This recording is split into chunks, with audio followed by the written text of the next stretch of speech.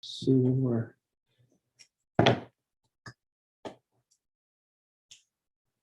Okay.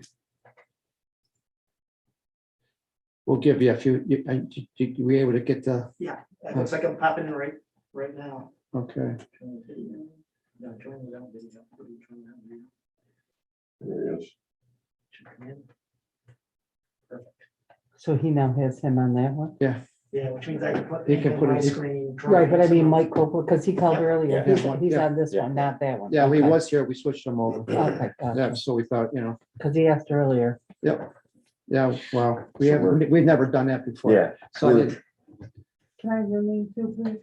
My name is Leif, Yep. Leif. Last name is Colquist, Kallquist.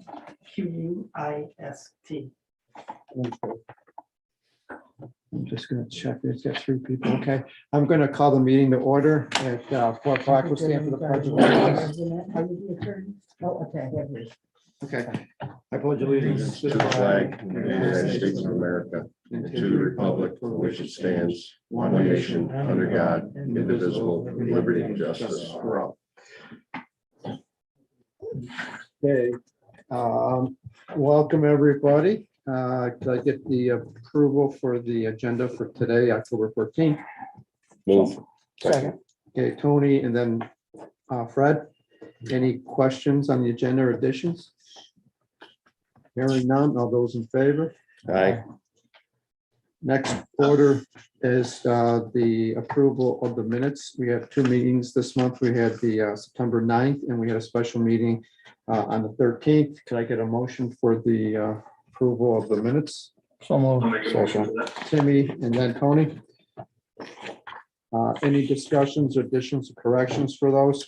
I was unable to attend the one special meeting, so I'll my yes will be for one meeting, and I assume that everything's right on the other. Yep. So noted. Any other comments? All those in favor? Aye. Approved. Public to be heard, public participation. Anybody want to hear for public participation? Did you tell Timmy that the agenda is online? if he Yeah, wants to Jimmy, pull the it up? agenda's, Timmy, the agenda's online if you wanted to see it. It's Well, I on, have the draft one that Tammy emailed out. Yeah. 2 hours ago. Okay, yeah, that was, So that's the a one. yeah, okay. Okay, thank you. That's the most recent one, yeah. So I don't think there's any changes from yesterday. it's okay. Yeah, just some edits, color wise. Next thing on the agenda is a couple letters. We did have a letter sent to us and sent to the letter to the editor in regards to crossing guards at a Wasco school regarding children safety. They are requesting more crossing guards. The other communication that we had was from, I sent everybody about Jordan Canizzo, who questioned the town doing work on private property. I sent the email out to everybody explaining that based on several complaints from that individual from the construction 3 years ago, and the warranty work for that construction project had ended, and the guy was still having flooded basements. And so we finally, after a couple going back and forth, a couple of repairs, trying to fix and rectify the situation, we cambered even further into the road area where they discovered some stones, and they suspect that it was caused when they ripped through his sewer line and drainage line, and it's a combined system, and stuff was getting blacked, and therefore every time it rained, his basement would get flooded with sewer. So, and water. So we changed the location of where that train went into that, and hopefully with the rain this weekend, we'll see if it works. So, but it was not a private job, town doing private work on private contracting. We were just fixing a problem that occurred, and we didn't discover within that year warranty period. Any questions on any of those communications that anybody wants to add to? Okay, the New business, at the request of Michael Coppola, we have his attorney, Tom Blair, and his architect here, Leaf.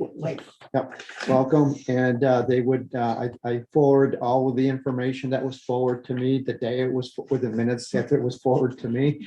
So everybody's aware of the situation. I have not communicated personally to anybody here. You got to see what I saw. And so they're here to make a presentation on why they believe that we should consider providing an easement over the water line. And the up on his, like, he wants to put a house up. So go ahead and who wants to go first? Is Rick Albado on at all? No, Oh, okay. I'll text Rick and see where he is. Huh? So Tom, did you want to do an introduction, or Tom, do you want me to jump right in? I don't know if we want to wait for Mr. Galvado or not here. No, He's not our special counsel anyway, so, Yeah, okay. yeah. So good afternoon. I'm Tom Blair from the Blair Law Firm over in Skaneateles. The property owners for the subject property, which is 349 Water's Edge, Michael Coppola, you see it on the screen, and Molly McGowan. And again, Leif Kalquist, the architect. We're here today to ask the board if you would kindly allow us permission to place a temporary walkway structure over the town's water line easement. And I'm not exactly sure all of the materials I have in front of you. I have a brief narrative that was written. Maybe you already have it. I don't know. I can leave it here just in case. But essentially, this is a beautiful old camp property, which Mr. Coppola will be talking to you about in just a minute. And we're trying to, he's trying to rehab it, preserve it. And he's trying to gain access and connect through walkways from the main camp to a garage to be constructed. This garage to be constructed would be connected to this temporary overhang or walkway in order to gain access to the house. What he'd like to do is build a new garage, put an office to work virtually out of, and a restroom on the second level of the garage. You come downstairs and you connect into the walkway, and between the walkway and the camp, as Mr. Coppola and Mr. Kalquist will show you, what we'd like permission to do is place a temporary walkway with a cover, a roof, an overhang over it with the appropriate fixtures on it, so that if there's ever a need to come and repair and replace anything having to do with the water line, it's an easy pickup. You unlatch it and pick it up and move it. And what I would like to say is that I'm a municipal attorney myself, and I understand some of what you might be considering when somebody comes in with a request like this. I deal with NYSEG and NIMO a lot in their easements when we do land use agreements and land use files, and they have a process for allowing this kind of access.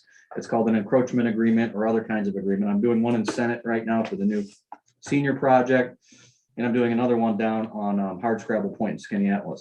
The utilities allow for it.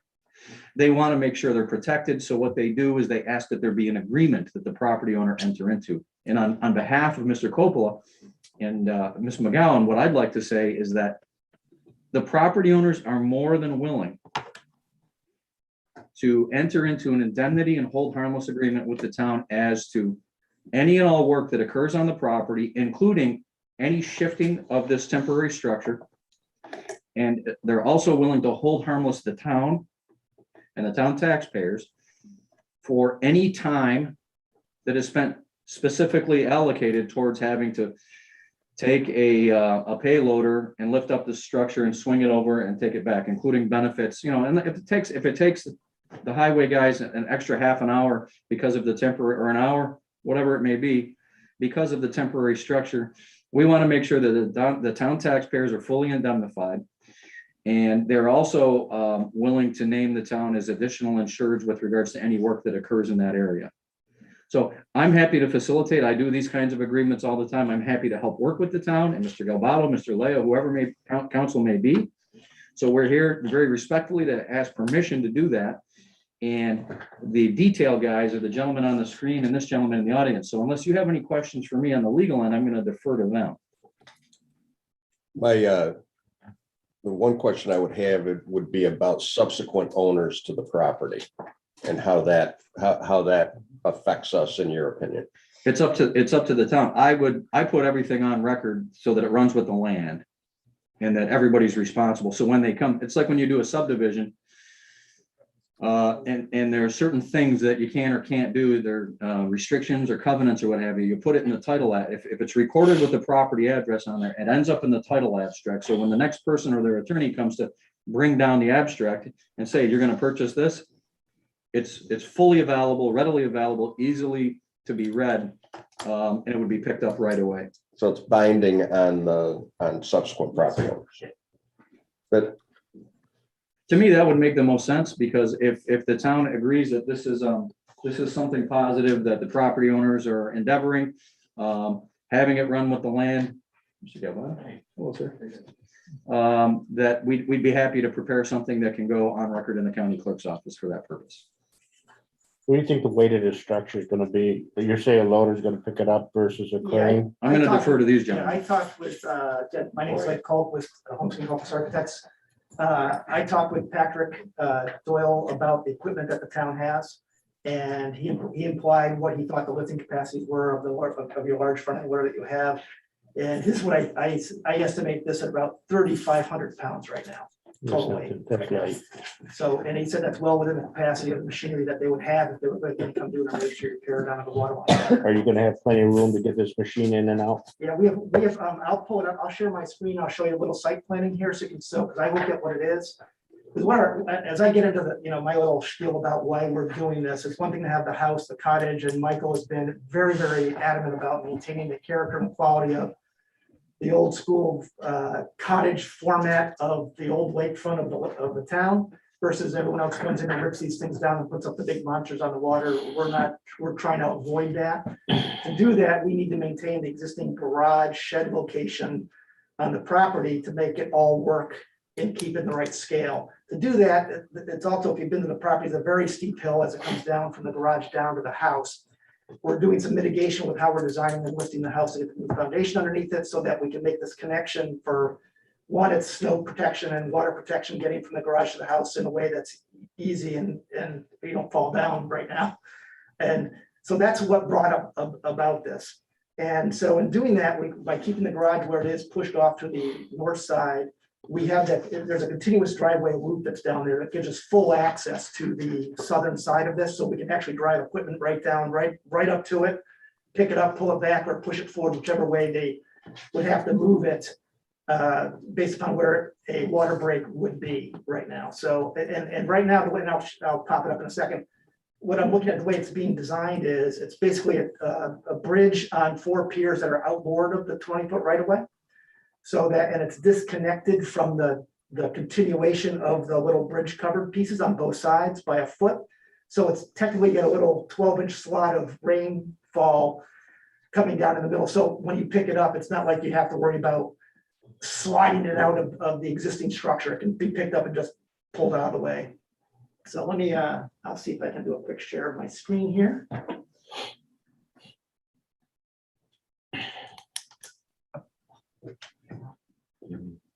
Oh, you need to, can you click on the enable screen sharing over there?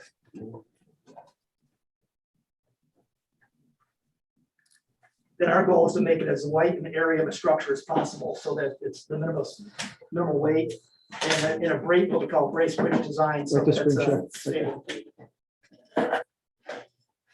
Here we go.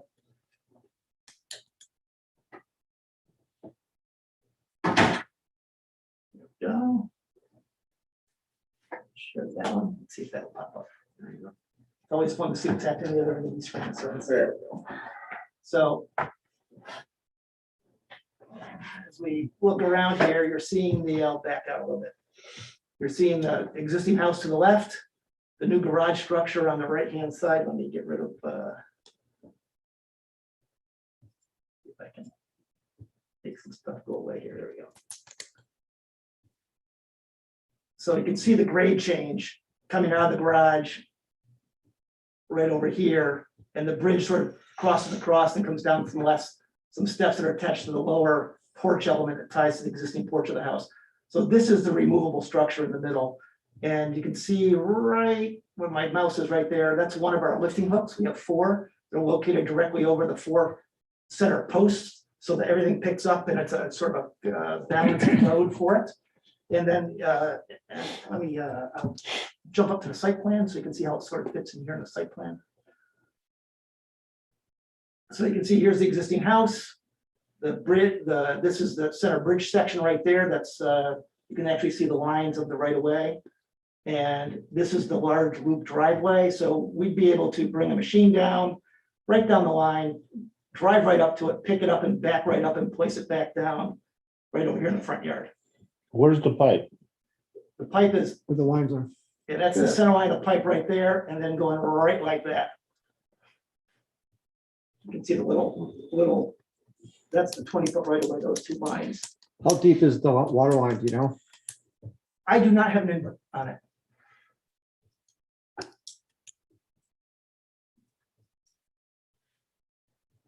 It's the whole bridge structure. The whole that- bridge structure it picks just as one nice simple piece with comes 4 up off points. of So the- it's, you know, my off of the- theory is the, I know how Rocky, I'm the vice chair of the town of West Point board, so I work with our highway guys.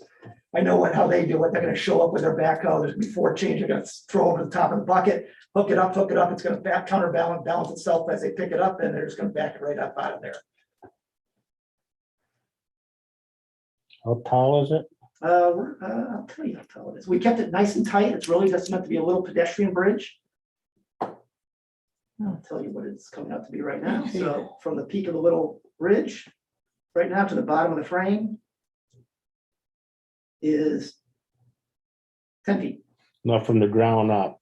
So To from the to the ground up, to the picking point. yeah, picking point, about 12 feet at the average grade in the middle.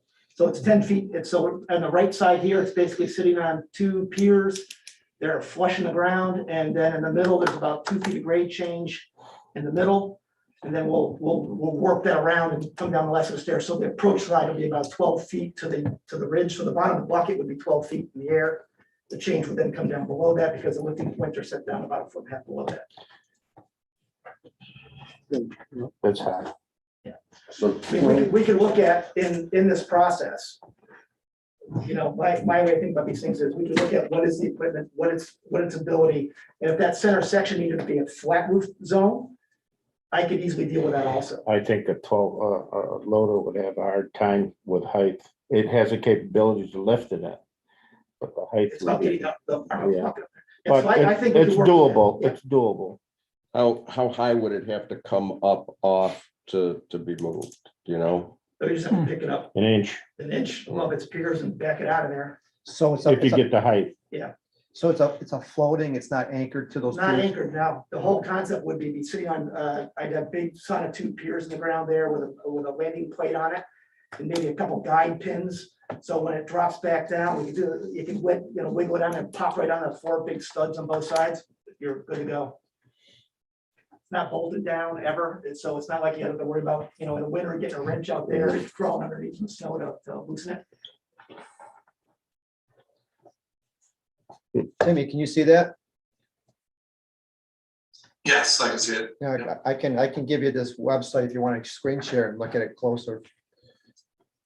No, I can see it. Great. Okay. Thank you. Yep.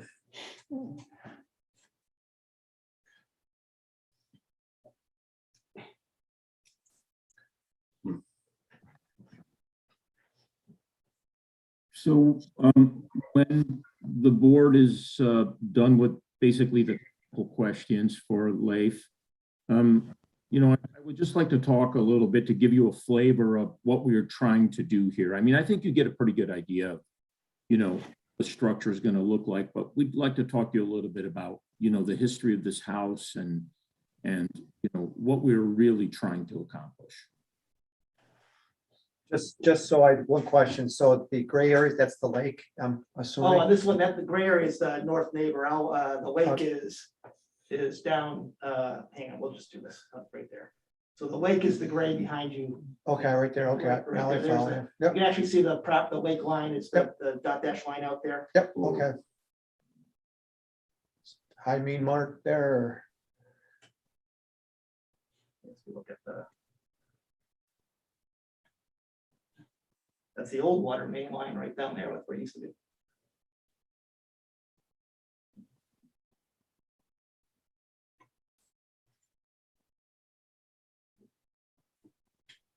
It's nothing to do with it.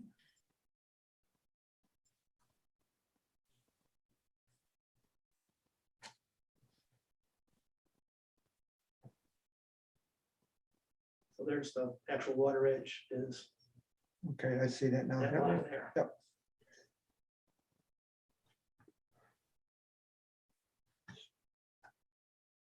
So this is all on the backside of the property as we.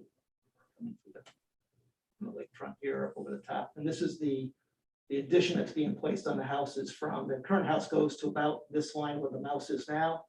We're adding this sort of 15-foot end on it, extending out the existing gable forms and doing a reverse gable back where this is the new master bedroom space up there. Again, all these spaces are not what we call large spaces. These are all in the sort of camp cottage kind of mindset to keep that scale and proportion right. Mhm. So we're not overwhelming the neighbors on either side. And we've extended the existing porch roof line over to modify the deck for stay right, that's in that area right there. We're all, again, everything in here is very carefully trying to resurrect and rehabilitate this existing structure.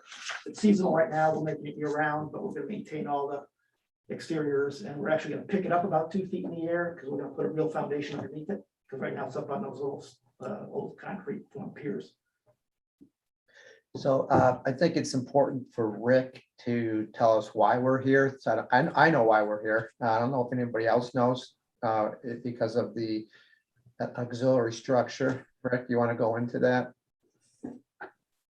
Well, where are you with the planning process with this planning board and with ZBA? So we've done. I'm sorry. Fill in, and you can fill in what I might miss on. So we've been through, our process has been, we went to the ZBA first. Because of the replacing the existing shed, which has an existing nonconformity to its side yard setback, with this new garage, which was trying to improve that slightly, actually pull it off the line a little bit. We also had there's an existing power line, we're trying to pull it downhill a little bit. We were making the footprint of that smaller in the process, so that kicked into that process.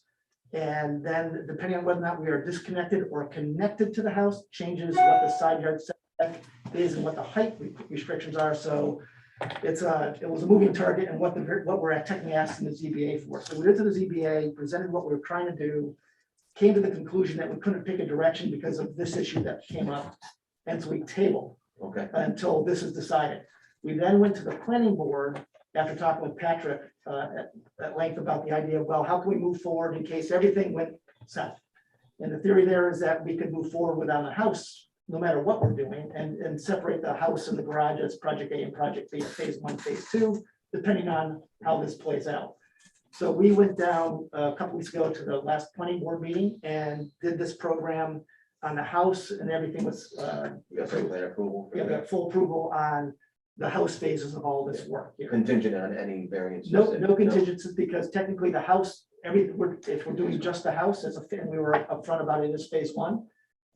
We have no issues with moving forward with just that one as is, and then we would come back to the planning board through Patrick about a garage.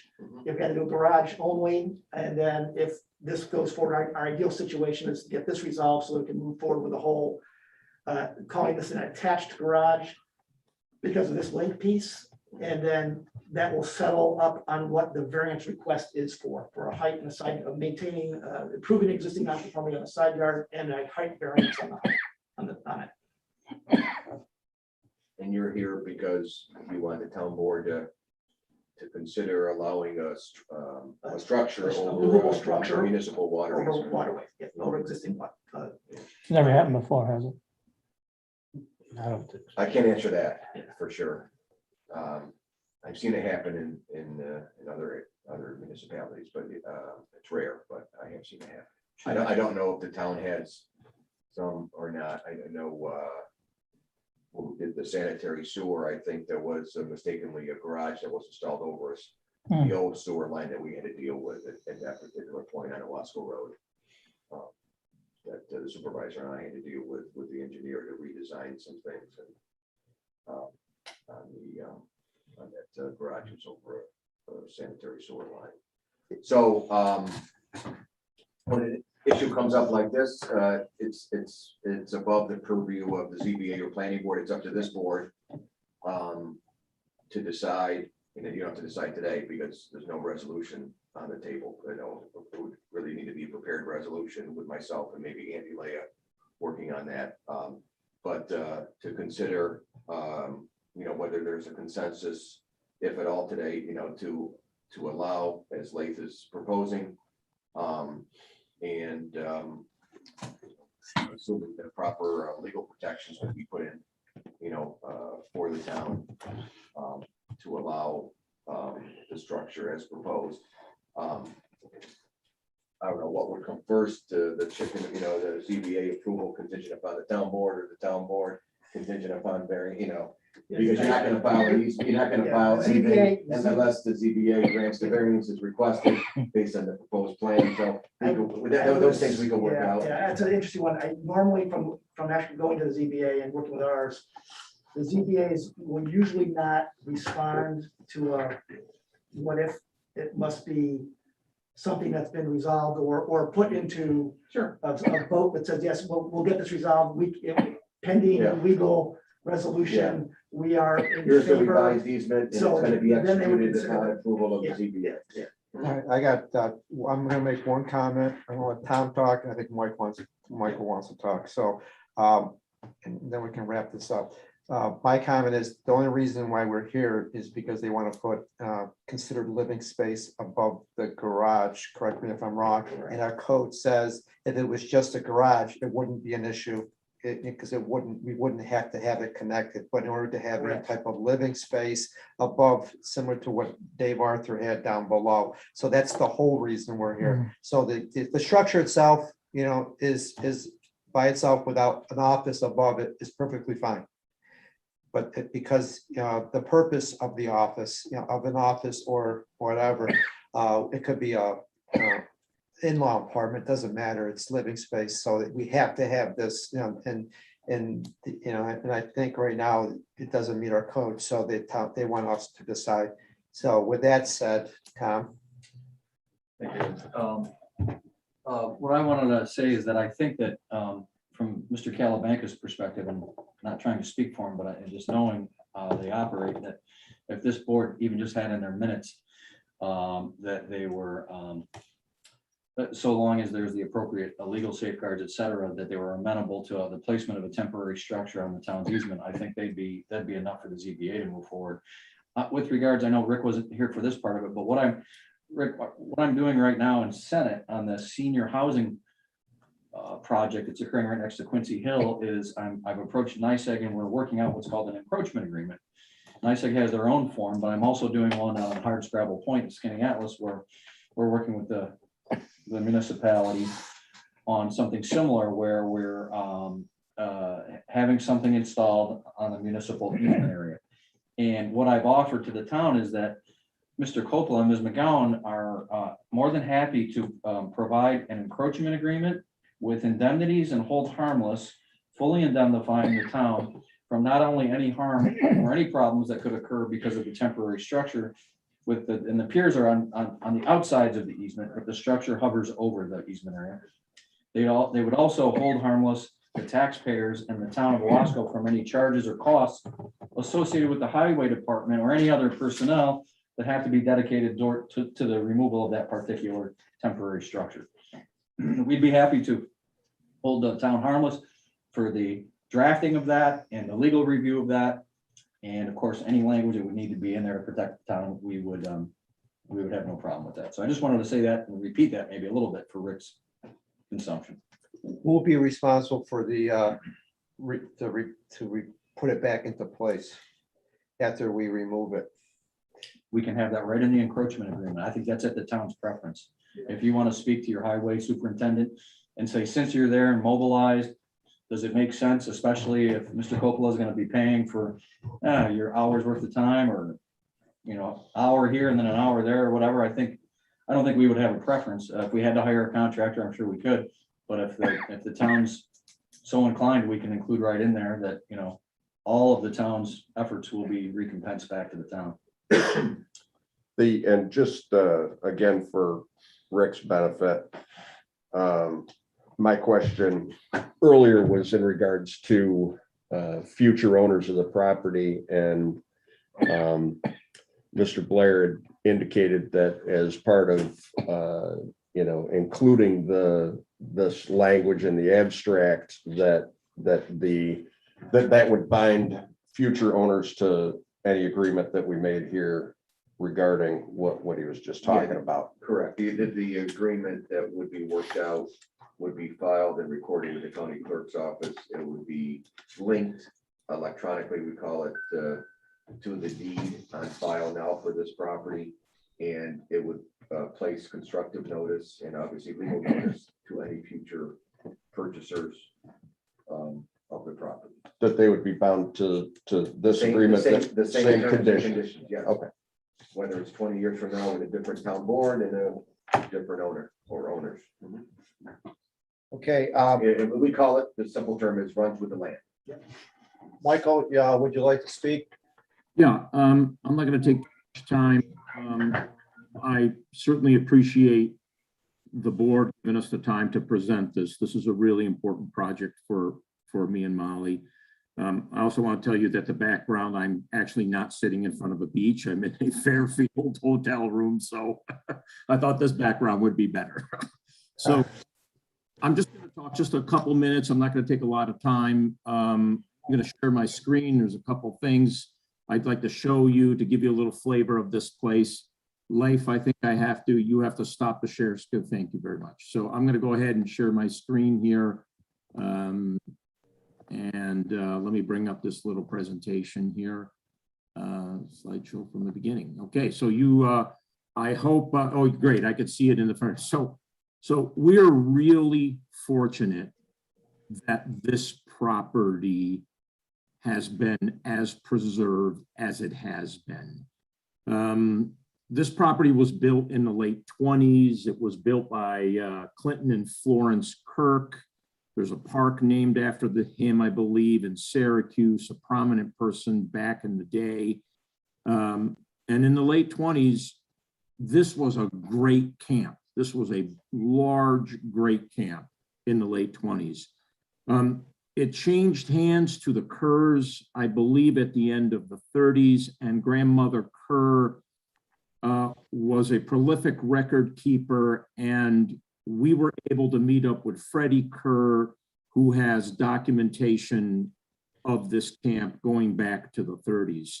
They called it the Shagbark Lodge because of the shagbark trees that are on the property, and some of them are still there. And I wish we could show you some of the inside of this building, because there are beams and flooring that come from old growth forests in this property that I don't think can be replaced. Molly and I are really trying to keep the look and feel and the historical nature of this camp, and to just update it and make it a grand home again like it was, so many years ago. It has fallen into disrepair over the past 10 or 15 years. We've had our eye on this property for a very long time.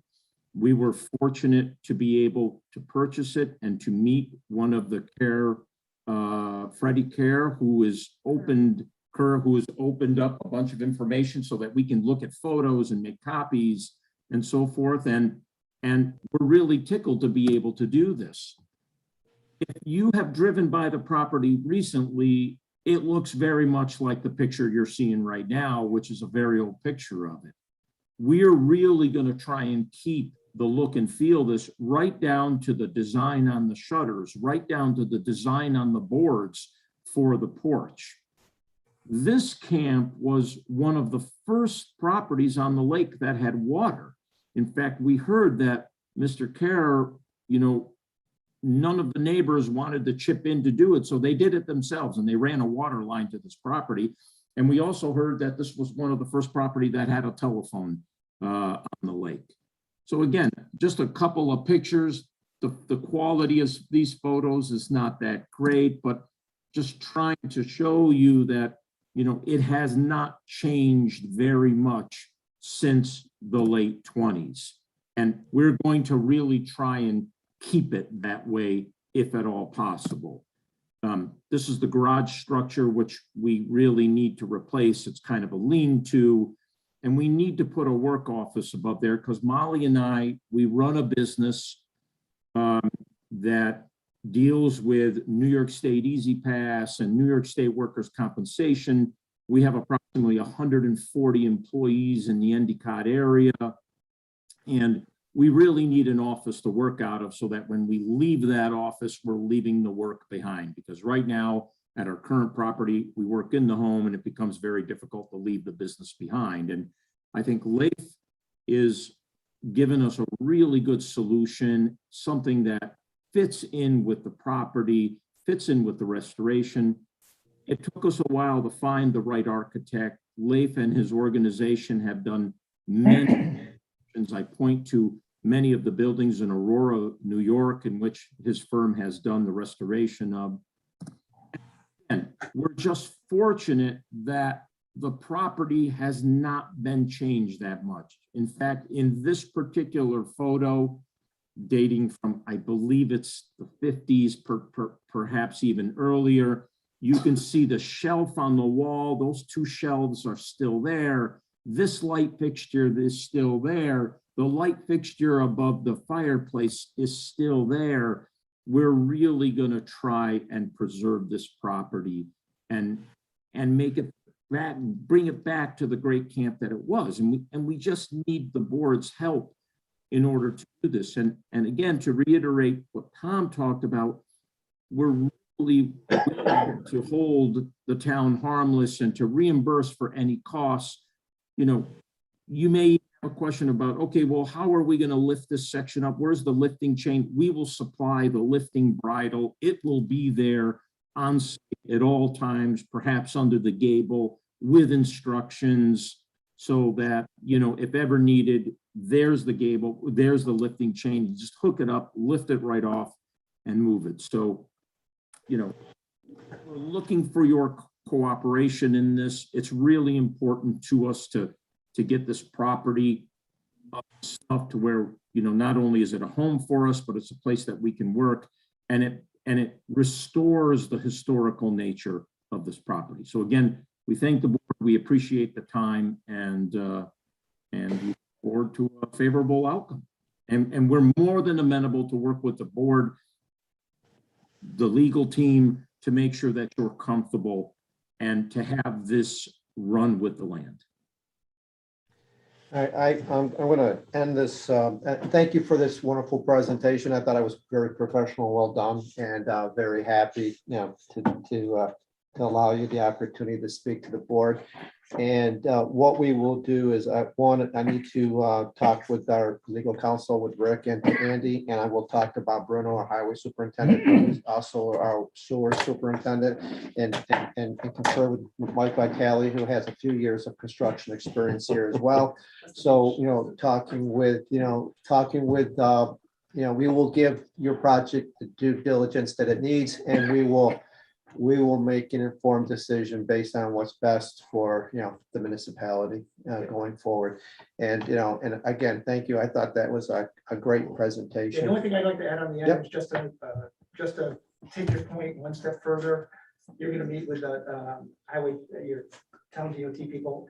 I'm very willing to work with them again on what their equipment capacities are currently, so I know they'll never go downhill from where they're at, so that if we need to do adjust how that design is made to make their life easy to lift and we can get people through the bridge, it can be very compact and tight for us, design wise, so we're very willing to do that. Yeah. And I thought your presentation was great. Yeah. So, Okay. Okay. Thank you very much. thank you. All right. Bye-bye.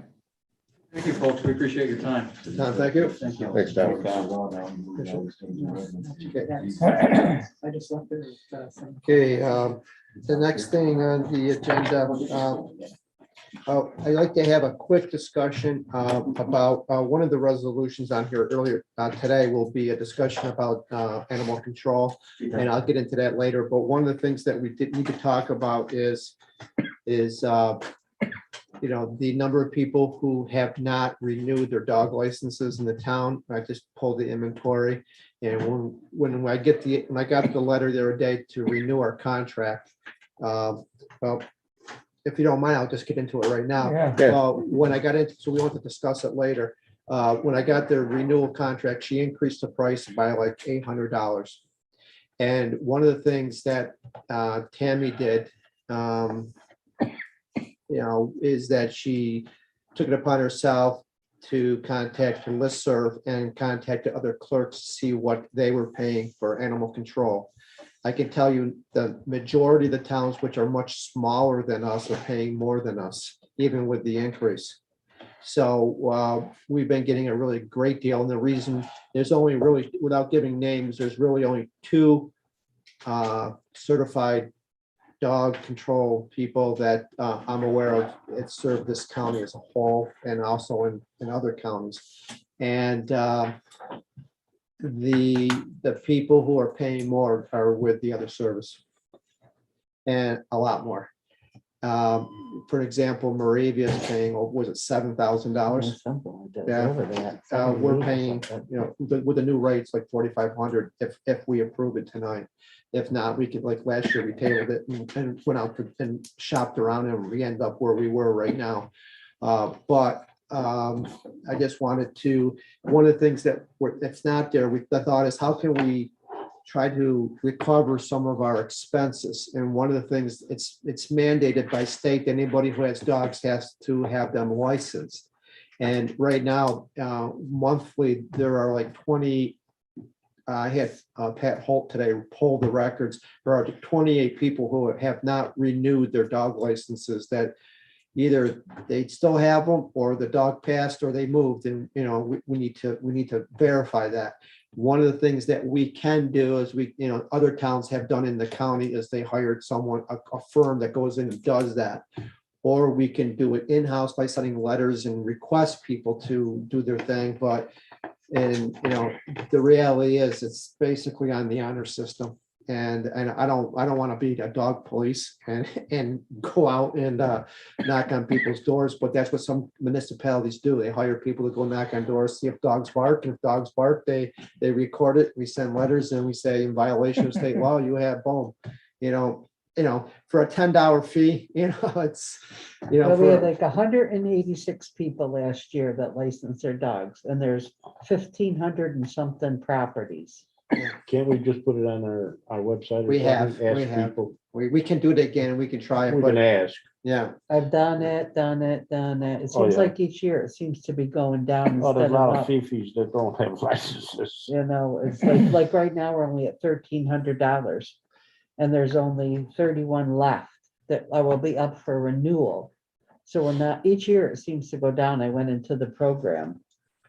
But So if is we there did a- the There's postcard, nobody though, watching it. That's the reason. Is there a requirement to, and I just don't remember, is there a requirement to notify the town upon, getting rid of a dog or a dog passing or whatever? yeah, they are supposed to. We every month that a dog's license expires, we send a letter to the dog owner and for the renewal a month ahead of time. So right now we're sending out November's dog renewals and we're saying, here's a form, please return this or make the check payable to the town of Owasco. And but let us know if your dog is deceased. Let us know if your dog is no longer there. And but under Yeah, there's a box. When you send out the renewal, there's a box they can send back, deceased or moved to such and such town. Yeah. So, but the problem is it's like everything else. We're not getting, people aren't taking the time to fill it out, return it, or come in and put the license in. Well, the And- problem too is we're getting more and more phone calls of these dogs out loose And if they were licensed and had their tag, people call and say, I have dog number 45. So in the meantime, people are calling here or bringing dogs here. They've actually brought dogs here. And said, but if they're licensed, we at least have a tag. We can look it up and say, oh, that's so-and-so's dog and call them. Makes sense to have it. I mean, when you've only got 186, you've got 1,500 houses and only 186 people, and you know darn well. Yeah, I'm guessing there's 800 I know where dogs. it is. Yeah, you know, it Wow, seems they're like most thinking people have 2 or 3. I could sit here right now and name like 10 people I know that have dogs that don't there you have go. license. Tammy, I'm It's a far sitting right cry. here. Oh, why do you have a dog? You just had we the got a- cats. Oh, we you got a- did just get that Yeah, dog. we did get it. Oh, I didn't even think Yeah. about I need it. to. Well, it's I gotta did- be 4 months old. So Cats 4 are- months are legal. Oh, no, it's an older dog. Oh. It's required. I gotta get it And done. it looks like Fred. Yeah, Yeah. it looks Be a good exactly like example. me. So, But then if we did the cards, though, the postcards at $660. yeah, there's a firm that provides, all we gotta do is provide the address. They have the legal form already set up. We can, and a detachable thing that you can just send it in, you know. Well, you have to provide proof of, that the dog's been spayed. You don't have to. It's $20 if the dog's not spayed or neutered, and it's $10 if they have. Mm. And if you want the $10 one, you gotta provide proof. Okay. Yeah. The rabies is the big thing. You Yeah. gotta have a rabies certificate. And you wouldn't believe the amount of people that haven't had the rabies in 3, 4, 5 years. And then they got caught for something and Susie sends them in. And she says, is this licensed? And I say, no, I don't have anybody by that name. Or she says, is it up to date? No, that rabies expired 4 years ago. Not that we need a resolution, but either we try to do it in-house first, or do we and see what kind of results we get, or do we just spend the $700 and have an outside firm send the pre-printed form? That's all that most, I looked it up. I would say that's In-house. But they've done it. I've done it. I'd spend the $600 Yeah, and you're spending 6 to get 2. I've done everything in-house I can do. I put it on Facebook, I I don't put know. it on emails, and maybe we'll get like a new person that moved in. Yeah. Maybe we'll get 2 at the most. Yeah. usually. Tell them not to forget to get the rabies. Timmy, you shot. had a comment? Yeah, no, I just said, let's hire the company. I agree with everybody else there. Money well spent. I think it just saves us a lot of time and aggravation, and we get an accounting at least of the number of people who've responded, you know, Yeah. All right, give it a shot. so. All right, so I mean- Tammy and I we'll do some competitive, because of the price, we gotta get at least 2 quotes. Right, Yeah. right, that was the only And- one, and that- we'll- yeah. Yeah, we'll price Yeah. it, maybe we can get it cheaper and Bring see. it back to the Okay, next meeting or whatever. I'm just checking, see if, I just keep checking the Zoom meeting, see if Mickey came, so I guess she's not here yet. Does she actually pick any dogs up during the time? Only if they're called and loose, and we've paid, yeah, we have to pay extra for that service. Does she patrol the area? No patrols, no. No, she's only called. So if somebody calls us, will she go out and look for the problem? Yes, yeah, yeah, if she's in the area, so to be honest, If? yeah. Because, they do multiple towns, like, there's only 27 towns in villages in the whole county, and everybody's by law has to have a person. Yeah. And so, they could be up north, or they could be down south, and if there's a complaint, they do the best effort to get there when it's called, but I'm not gonna tell you that happens all the time. Sometimes it may take the next day before they get there. So it is, and it's no different than what we had before. So it's, for me, we get the same service as we had before, maybe a little bit better for less money. So that's all I can tell you. Yeah. And if it wasn't required, we probably wouldn't have it. But it's required by law. Yeah. All right, so we'll get into that. So any discussions on that? All right, next, into the regular business, we got like 3 or 4 small brief things, and shouldn't take that long. We have a resolution to implement the Smart Climate Community Task Force appointment for Climate Smart Community Coordinator and Committee. I forwarded this out, but we have to have a start. We did an email to everybody on the Facebook page. We did county, I think, email. I sent it to the board asking for anybody who wants to participate. This is just people who have responded, who showed initial interest. It's a fluid thing, but if anybody anytime wants to join this, but in order for us to get the Climate Action Smart program, we get points for different things. This is required in order for us to to get the points to be a certified, and the first one in the county to be a certified smart community person, community, top village or town in Cuyahoga County. So that's what this is all about. I'll make a motion for discussion. Move. Mike and Fred, any comments, concerns? Hearing none, all I those, just had one question on. Yep. The team that we have there is, this is all volunteer, correct? There's Yes. No paid no, positions here? that's correct. Okay. Yep, that's correct. Although Walt is a paid for the tree service type stuff, he said he volunteer for this stuff. Okay, well, that was my thought, I wasn't sure if we were getting invoices from him on this too. No, I already, he's into greenhouse gas reduction. So with that said, all those in favor? Aye. Anybody opposed? Carried. The next one is, for your consideration, is to authorize supervisor sign the agreement with the Susie Tracy for animal control for next year, on January I'll 1st. make a motion for that. Second, So this is it required that we do this annually, or can we do it? Can we have a contract for more than one? We could, well, I'm I sure, think they go to three-year contracts, I believe, for dog control officers, or 3-year contracts. I'm gonna yield to, I don't know the legality. I don't know if you can bound another board, but Rick, do you have an answer for us for that one? It's a yearly, you'll appoint them yearly. We normally, so we could, I don't know if we can go more than 1 year, but Rick, do you have? Well, I any? think in ag and markets law, dog control officers can go up to a 3-year term. It could be, but we, Well, Fred might know, do you know that? ag in and the markets- past, it's always been yearly. I don't, I know I think it's that, up to 3. that is a matter of, like organizational meeting, I know we appoint it every year, but I don't know. If this is gonna be something that we're gonna do year to year, it just might be something to look into maybe for next year. Maybe we could lock in a longer term thing. Or have a go with the term of the town board, like 2 Yeah. years or something. Yeah. The town board.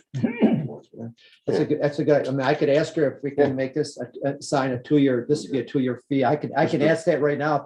If as long as it's legal, I'm more than happy to ask her if she'll hold her price for 2 years and keep it at that. So we don't have to come back and revisit this next year, It would be nice. especially when she's asking for an $800 increase. Yeah, I mean, it'd be nice to lock that. Yeah, that'll be, I will, before I sign, I'll ask and I will cross it off and I'll let everybody know. Okay. With your permission. Yeah. Okay. With that said, with those additions, I will make, so if she's not willing to do that, then I will sign it, I will do it, but if she is, I'll let you know and I'll make best effort. Okay. Okay, all those in favor? All right. Next thing on the agenda is to authorize supervisor to sign a letter, proposal from GHD Permanent System. Basically, this is an agreement. Right now, we have one person in the water, 1.5 people in the water department. Chris Driscoll shares. We have one person who's been on account for over a year. And when that person comes back, is only expected to come back for 6 months and then retire. But right now, based on the new GAC unit and not have done it before, our water superintendent is requesting more help. And what GHD would do is set, this is operational, so it's not part of the construction project. It's an operational thing. They will close the system down with our person because he's by himself and hasn't done it before and doesn't understand the systems that well. He will also, put up a binder together, a loosely folder of policies and procedures so that they will, and they're going to do it on time and material. And they're actually, by us doing it like this, they're going to do it on the old rate. The rates have actually substantially gone up since the contract was originally proposed. So therefore, we're getting a break on the rate. And so it's only going to be time and material. So it will not exceed 17.5, but it potentially could be less than that. But in order for us to close that thing down properly, we have to have, he's requesting help. So I'll make a motion for that. Don't we have that part-timer in there that possibly can step up to the program? We have two people trained, one's on a comp, and we have the other person who's Right. trained and certified as a licensed operator. Yeah. But he has told many people that he's not interested in that position. He's not interested in being a supervisor. He doesn't want to be a supervisor, and he's there to, and we're required by law to have at least two people to have at least 2E water license, and we have that. We do have that position with civil service pending. We only had one people. I've reached out to several municipalities who have licensed operators and trying to basically steal a licensed operator to come here and fill in and get someone to be our utility director that can oversee this, who would then also be trained to do this. Cokes, I think it, Cokes. Cokes, that's Yeah. it, yeah. Coach, Yeah, yeah. yeah. Well, every time I It's a mention steal. Steel. people are can't wait to come in and I told them Fred's here, so they want to come here with, That's, automatically. Yeah. That's never been the case. I think you're gonna see our man retire pretty soon. yes, yeah, I would say So we he's need got to do 2 this years, he's got sooner. 2 years. So We need to before- do it sooner than later. So Yeah. Tim made a motion, Yep, is there a second? second.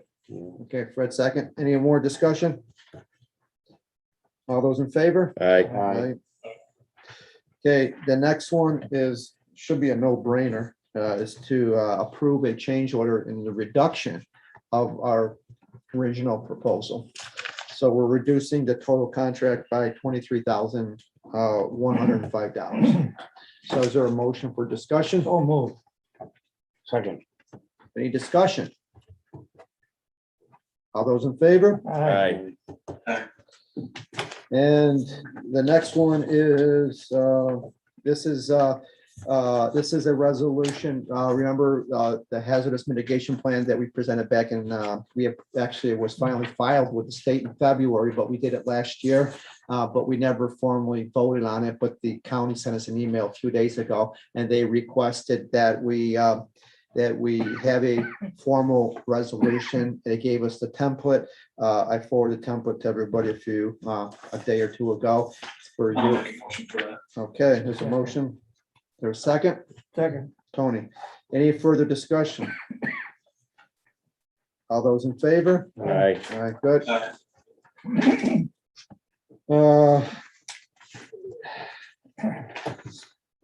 And then. Okay, where am I? Did I miss anything? Open the public Okay, hearing. Okay, public, so we need to have a resolution for open a public hearing. Is there a motion? So moved. Second. All those in favor? Aye. This is for the Izzo residents to be included into sewer district number 3, which the health department is requiring them to get off septic and to be added to the sewer district number 3. And Rick, and after if we have a public hearing, nobody comments, then we approve it, then they can officially be accepted into it, pending engineering and approval from not only engineering, DEC, and the health department. So those to open a public hearing, say aye. Aye. Okay. Anybody want to speak? So that was, okay, Tony and Mike. Yep. So the only thing that I'll say is there, regarding the public hearing, is there a time, is there a time period that the public hearing is supposed to be open for? Like a public hearing has to be at least an hour long, or has to be, there's No. nothing like that. No. At Because, least 30 seconds. yeah, because this to me is another of kind of, we're doing things just for show, we have to have a public hearing, this is gonna be another one of my things that you're gonna make you mad. I don't. So this is us having a meeting at 4:00 in the afternoon when we can't, when no one's gonna go, having a public hearing that lasts 30 seconds because we know no one's gonna be here. We didn't tell anybody except like an hour ago that this was even gonna be out there. nobody knew about the public hearing. You know, if we were posting our agendas like we were supposed to, if we were doing things in advance like we were supposed to, and if we were having a meeting at a time when somebody could actually attend, then somebody might be here to, I'd probably not, but somebody might be here to say, you know what, I do want to talk about that public hearing. But again, we do things for our convenience and not for the convenience of the people of the town, and that's a problem. And that's all I got. Okay, I'll make a comment and Rick will make, oh, go ahead, I'll let you, I'll give you the thunder. But the supervisor's been doing a lot more legwork really than he probably should be, because he cares about the lake. Because the property owner should be doing some of the stuff that we've kind of done ourselves. By law, we have to have a public hearing. Because you're proposing to extend the municipal boundaries of an established, in this case, sanitary sewer district. Right. And my understanding is the health department's requiring to do it, but, and Ed's been kind of facilitating that. Last month, we did pass the resolution to schedule a public hearing. It was put in the paper. Whether it should be put on the email blast, that's something the town board can discuss, or other things besides the newspaper. I can't seem to open up my electronic, even on privacy mode, I can't even open up the paper anymore online, either Syracuse or Auburn paper. You gotta pay for it. Huh? You gotta pay for So, you know, tonight, I mean, that's all I can say on that particular issue. I haven't seen the petition yet from the people. I'm just trying to keep the process going. I gotta get the petition. I want to see drawings, and then we can enact those things. Tammy and I can work on some of the environmental, you know, notices and stuff with under seeker. The other things are town board discussions. So on that. before Ed beats me up too bad, I will concede one thing and then make a suggestion. I absolutely agree that Ed's doing more work than he gets paid to do. There's no question about that on this and many other things. My suggestion would be public hearings that we have in the future. You know, I understand that we're doing the legal requirements. I get that. That should be the first resolution at the start of the meeting. The public hearing should be open for the extent of the meeting, and then the last resolution at the end of the meeting should be to close that. Periodically over the course of the meeting, you say, hey, is there anybody here who wants to talk on that public hearing? And then at least it's been open for an hour. Anybody could come in at any time during the meeting and say, hey, you know, I did want to talk about that. So that's my suggestion. Is there anything wrong with that? No, not at all. No, I agree. Some boards I have actually do no that, yeah. problem with that whatsoever. Good idea. How Yeah. far do we have to stretch for this thing to give them the sewer? It wasn't far. No, it's It's- probably it- less than Mr. 100 Vitale, yards. it's actually going through their Yeah, other it's downhill. property. It would actually be going through another property. they Their own. own property, they own. Yeah. Yeah, But it's not that far. no, it's probably from here to the corner. Yeah, and they're supposed to pay for all of. They're paying for the port, It's cash. They're paying for all the fees and all of our expenses So that's to fair to enough. expand it. Yep. Probably worth it to them.